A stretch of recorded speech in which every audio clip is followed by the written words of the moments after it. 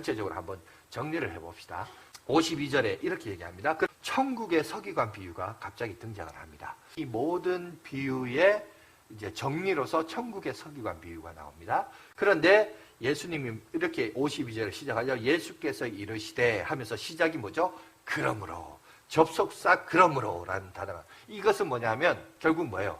내가 이제까지 앞에서 7가지 천국 비유를 얘기했는데 이 천국 비유 7가지를 다 모아서 결론적으로 그러므로 내가 결론을 내리겠다라고 하면서 이렇게 얘기를 하고 있죠. 그러니까 결국 뭡니까? 13장 마태복음 13장 전체의 주제와 이 서기관 비유가 같이 연결되어 있다는 것을 오늘 우리가 볼 수 있습니다. 그래서 이거를 조금 다시 한번 이해하기 위해서 장 전체의 흐름을 한번 살펴보겠습니다. 먼저 12장 50절 예수님이 사역하고 계시는데 예수님의 어머니와 그 형제들이 예수님을 찾아왔어요. 제자들이 예수님에게 어머니와 형제들이 가족들이 찾아왔다라고 할 때 예수님의 보인 반응이 뭐죠? 누가 내 어머니며 누가 내 형제들이냐.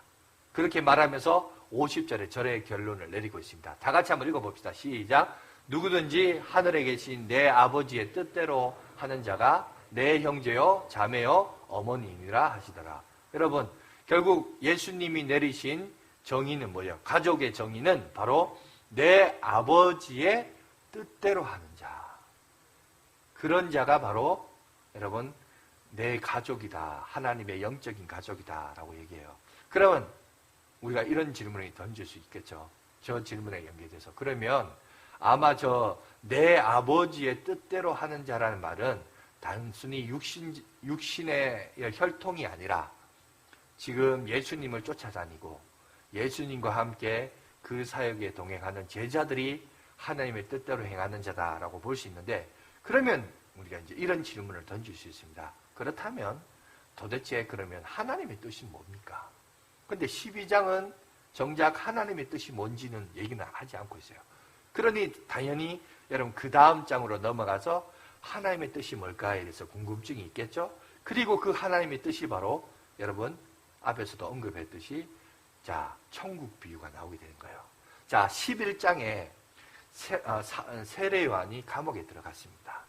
주님의 나라가 오는 게 지금이 이게 주님의 나라입니까? 아니면 내가 다른 사람을 기다려야 됩니까? 라는 질문에 대한 대답도 13장이었고 12장에도 하나님 나라의 구성원의 가족이 누구냐라는 결론을 내릴 때도 오늘 13장이 내리고 있습니다. 그러니까 11장과 12장은 마태복음 11장과 12장은 자 13장을 설명하기 위한 배경이에요. 질문과 배경입니다. 그 내용을 오늘 우리 가운데 얘기하고 있는데 문제는 자 13장에 와서 오늘 우리에게 이런 얘기를 하고 있습니다. 서기관 비유는 1번부터 7가지 비유를 전체적으로 다 아우러서 결론적으로 서기관 내용을 하고 있거든요. 그러니까 우리는 하나님의 뜻이 무엇인가를 이해하려면 1번부터 7가지를 다 보고 자, 그 다음에 그러므로 서기관을 봐야 됩니다. 그죠? 그래야 올바른 해석을 할 수 있습니다. 첫 번째 보세요. 씨 뿌린 자. 씨 뿌린 자는 결국 뭐예요? 길가가 있고 돌이 있고 가시밭이 있고 옥토가 있는데 이게 마음밭인데 세상에는 4종류의 마음밭이 있는데 여러분 저 얘기도 사실은 누구한테 하는 메시지입니까? 제자들에게 해요. 제자들에게 던진 메시지란 말은 길가는 안 믿는 사람이니까 제자들에게 적용이 안 됩니다. 옥토는 좋은 밭이니까 더더욱 잘된 거니까 잘 됐는데 저런 얘기를 할 필요가 없겠죠. 그럼 결국 예수님이 말씀하고 싶은 저 4가지 마음밭에서 말하고 싶은 궁극적인 이유는 2가지예요. 돌밭과 돌짝밭과 가시밭이에요. 예수를 믿고 신앙생활 하는 사람들 마음속에는 돌짝밭 같은 마음이 있고요. 가시밭과 같은 마음이 있어요. 돌짝밭이 뭐예요? 성경에 보니까 그걸 어떻게 했어요? 환난과 핍박이 들어갔어요. 믿음 생활 하다 보면 환난과 핍박 때문에 믿음을 저버리고자 하는 그런 마음이 생길 때가 있단 말이죠. 그 밭이 무슨 밭이라고요? 돌밭이라는 거예요. 돌짝밭이라는 겁니다. 그런데 어떨 때는 인생을 살아가다 보면 유혹과 재물에 대한 염려 때문에 믿음을 저버리는 경우가 있다는 거죠. 그 마음밭이 어떤 밭이라는 거예요? 가시밭이라는 거죠. 예수님이 제자들에게 저 비유를 하신 이유는 제자들에게 저 말씀을 경고하신 거죠. 그죠? 그러니까 길가는 안 믿는 사람이니까 아예 적용이 안 되고 그리고 저 2번째, 3번째를 조심하라는 거죠. 그리하여 결국 뭐가 되냐고요? 옥토와 같이 되어서 30배, 60배, 100배 결실을 맺어라. 저 얘기입니다. 두 번째는 뭐예요? 알곡과 가라지인데 여러분 성장 과정에서는 비슷해요. 하지만 그 씨는 알곡은 알곡이고 가라지는 가라지예요. 원수가 몰래 뿌렸어요. 그러나 여러분 열매는 씨와 열매는 궁극적으로 다릅니다. 그죠? 그러나 성장 과정에서는 너무 비슷해서 뭐가 뭔지 몰라요. 그러나 놔두라 그래요. 세상에 같이 자라더라도 놔둬라. 왜? 나중에 천사가 와서 이것을 다 구별해내고 추수꾼이 와서, 추수꾼이 이제 천사죠. 천사가 와서 심판할 거리다. 그렇게 우리에게 얘기하고 있습니다.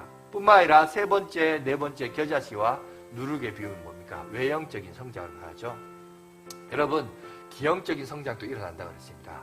여러분 이거는 지금 와서는 여러분 교회가 성장했다는 말에 대해서 의심할 사람은 아무도 없어요. 그런데 2000년 전으로 거슬러 올라가서 나사렛 목수 출신, 촌놈 출신이 여러분 갑자기 와가지고 나로 인하여서 온 세상이 십자가로 말미암아 물들 것이다. 이렇게 얘기할 때 너무나 허황된 말이었습니다. 그죠? 누가 그걸 믿었겠어요?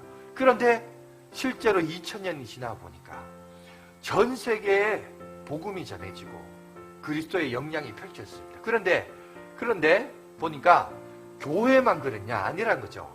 기형적인 성장도 있고 이단도 일어나고 이단들도 같이 성장해가지고 이거는 뭐 과거에만 그런 것이 아니라 지금도 그렇고 앞으로도 그러다는 겁니다. 그래서 조심할 것은 교회가 외적으로 성장하지만 또한뿐만 아니라 기형적인 성장, 이단들의 성장도 있음을 얘기하고 있습니다. 그 다음에 다섯 번째, 여섯 번째 뭐예요? 밭에 숨겨진 뭐하죠? 자, 우연히 그것을 발견했어요. 그리고 진주를 찾는 상인은 처음부터 진리를 찾아다녀요. 여러분 다섯 번째, 여섯 번째는 보화와 진주를 발견하기 전에는 태도가 달라요. 어떤 사람은 우연히 발견한 사람이 있고 어떤 사람은 그것을 찾아다니려고 하는 사람이 있고 그런데 둘 다 공통점이 있어요. 뭐냐면 진주를 발견하고 보화를 발견하고 난 다음의 행동은 적극적이에요. 자기의 재산을 다 팔아 자기가 가지고 있는 걸 다 팔아서 그 밭을 사고 그 진주를 샀습니다. 다시 말해서 신앙생활에 열심을 가졌다는 거죠. 다시 말해서 예수 그리스도는 그만한 가치가 있다는 거죠. 내 인생을 걸 만한 가치 있는 존재라는 겁니다. 그죠? 그래서 믿음 생활 해야 될 것을 얘기하면서 자, 그물은 뭡니까? 너의 인생을 돌아보라는 거죠. 너의 이제 남은 인생에 지혜를 가져라는 거죠. 한 번뿐인 인생. 그 한 번뿐인 인생인데 그물 안에 갇힌 인생도 복받은 인생이지만 그러나 그 그물 안에 있다고 교회 공동체 안에 있다고 내가 구원을 보장받는 게 아니고 그 안에서도 좋은 것과 나쁜 것은 구별되리라. 다시 말해서 너의 신앙을 돌아보라는 거죠. 올바르게 내가 지금 신앙생활하고 있는가? 바른 믿음 생활하고 있는가?